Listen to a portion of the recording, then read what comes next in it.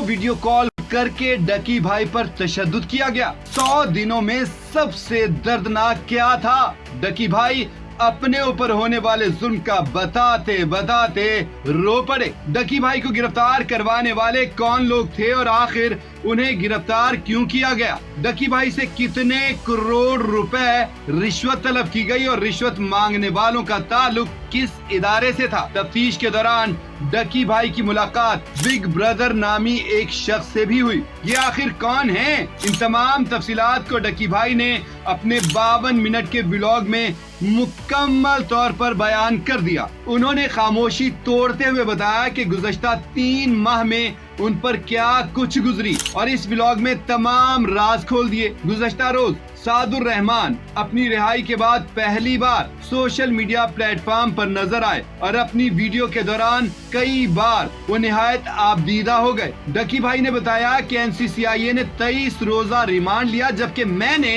पहले 23 मिनट में सब बता दिया था। डकी भाई ने इंकशाफ किया कि उन्होंने मोबाइल, लैपटॉप और तमाम अकाउंट्स के पासवर्ड भी दे दिए थे, फिर भी उन्हें बुरी तरह तशद्दुद का निशाना बनाया गया। उन्होंने बताया कि ताउन के बावजूद मुझ पर तशद्दुद हुआ और गालियां दी गईं। साबिक डिप्टी डायरेक्टर ने 7 साला बच्चे को वीडियो कॉल की। उससे पूछा गया, क्या तुम इस बंदे को जानते हो?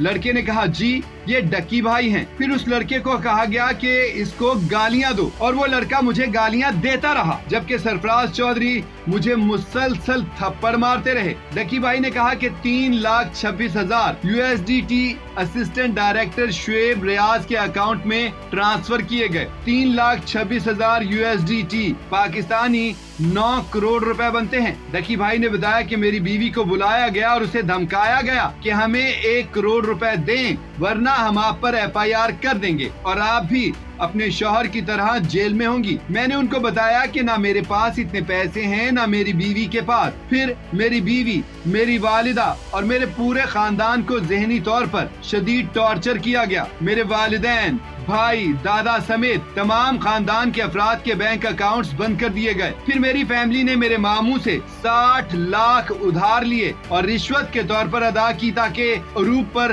केस न बनाया जाए। डकी भाई ने बताया कि तकरीबन 22-23 दिन रिमांड गुजर जाने के बाद एक शख्स जिसे डकी भाई ने बिग ब्रदर कहा मुझसे मिलने आया। उन्होंने अपना असल नाम जाहिर नहीं किया। बिग ब्रदर ने पूछा, कोई पैसों की डिमांड तो नहीं हुई? मैंने कहा नहीं, क्योंकि मैं उसे जानता नहीं था और बहुत खौफजदा था। कुछ दिन बाद दोबारा मेरी फैमिली को बुलाया गया और सरफराज चौधरी ने मेरी बीवी से कहा कि हमने आप पर 4 मुकदमात करने हैं, ये पूरी लिस्ट है, आप हमें 1.5 करोड़ रुपए दें तो हम केस खत्म कर देंगे। इस पर मैंने घर वालों से कहा कि